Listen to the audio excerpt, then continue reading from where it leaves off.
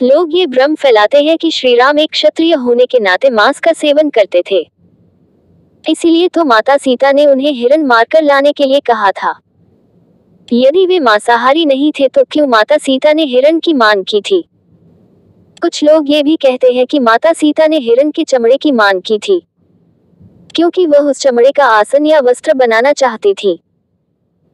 लोग सवाल करते हैं कि क्यों माता सीता ने हिरण के चमड़े की मांग की थी और राम भगवान उसे मारने भी चले गए, जबकि धर्म तो यह नहीं सिखाता।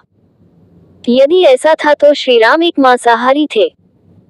प्रभु श्री राम, लक्ष्मण और माता सीता ने अपना राजपाट और राजसी वस्त्र सभी को त्याग कर वनगमन कर गए थे। उन्होंने सन्यासियों के वस्त्र को धारण कर लिया था। वे सभी ऋषियों के आश्रम में रहे थे। वहां उन्होंने ध्यान और तप किया। बाद में वे दंडकारण्य में रहने लगे। पंचवटी में कुटिया बनाकर रहने लगे। उन्हें किसी मृगचर्म की कोई जरूरत नहीं थी, क्योंकि वे शुद्ध सात्विक और तपस्वी वाला जीवन व्यतीत कर रहे थे। आपने कभी देखा है किसी कुटिया में किसी ने पशु की खाल लटकाए हो? दूसरा, भारत में मैदानी इलाकों में और दक्षिण भारत में कभी भी पशु चर्म को वस्त्र बनाने का प्रचलन नहीं रहा। पशु चर्म को कपड़े के समान प्रयोग करने का प्रचलन केवल बहुत ठंडे या बर्फीले इलाके में किया जाता था। आपने शिवजी के चित्र इसी वेशभूषा में देखा होगा, लेकिन कोई भी वैष्णवी चर्म का प्रयोग नहीं करता। असलियत यह थी कि माता सीता ने श्री राम से हिरण को मारकर लाने के लिए नहीं कहा था, बल्कि उसे पकड़कर लाने के लिए कहा था। सुनहरी हिरण के बच्चे को देखकर जंगल में अकेलेपन को दूर करने के लिए माता सीता ने श्री राम से उस बच्चे को पालने की इच्छा जाहिर की थी।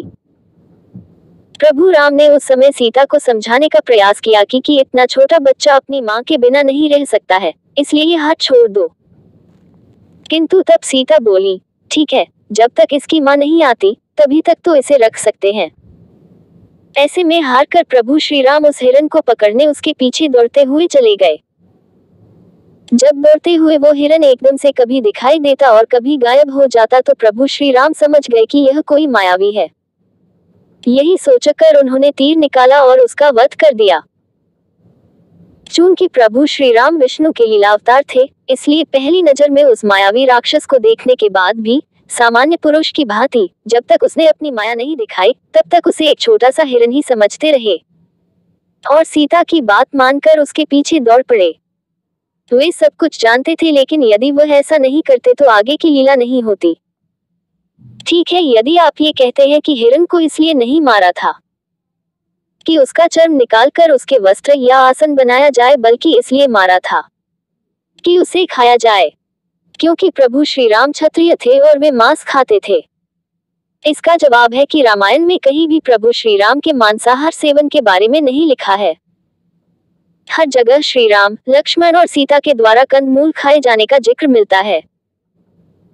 मर्यादा पुरुषोत्तम श्री राम ने वनवास पर जाते समय आहार विषय प्रतिज्ञा की थी कि वे कभी मांस का नहीं सेवन करेंगे।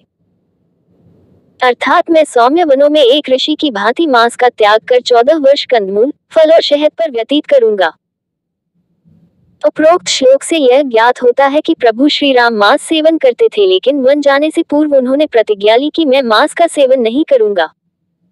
लेकिन हम यहाँ स्पष्ट करना चाहते हैं कि ऐसा उन्होंने क्यों कहा। वे मांस का सेवन नहीं करते थे, लेकिन ऐसा उन्होंने इसलिए कहा कि क्योंकि उस काल में युद्ध के लिए जाने पर प्रदेश में, जंगल में, मरुस्थल या कठिन प्रदेशों में जाने पर अक्सर लोगों को उनके मन का भोजन नहीं मिलता है, लेकिन मांस सभी जगह उपलब्ध हो जाता है। दूसरा, शत्रु से संधि करने पर, विपत्ति पड़ने पर या विपत्ति काल में मांसाहार करना पड़ता है। ऐसे में सैनिकों और सन्यासियों को ये सीख कर रखना पड़ता है कि विपत्ति काल में मांस का सेवन किया जा सकता है। लेकिन प्रभु श्री राम ने ये प्रतिज्ञा ली थी कि चूंकि मैं जंगल में जा रहा हूँ तथापि मैं किसी भी स्थिति में मांस का सेवन नहीं करूंगा। दरअसल आपातकालीन स्थिति में व्यक्ति का धर्म बदल जाता है, इसीलिए यह प्रतिज्ञा ली गई थी।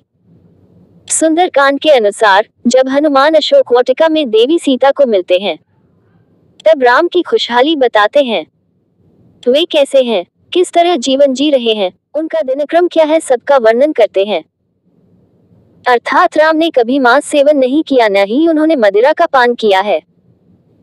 हे देवी, वे हर दिन केवल संध्या समय में उनके लिए एकत्रित किए गए कंद ग्रहण करते हैं। इसके अलावा अयोध्याकांड में निम्नलिखित श्लोक निहित है जिसका कथन भोजन का प्रबंध करने के पश्चात लक्ष्मण ने किया था। अर्थात देवोपम तेजस्वी रघुनाथ जी, ये काले छिलके वाला गजकंद जो बिगड़े हुए सभी अंगों को ठीक करने वाला है उसे पका दिया गया है। आप पहले प्रवीणता से देवताओं का यजन कीजिए क्योंकि उसमें आप अत्यंत कुशल है।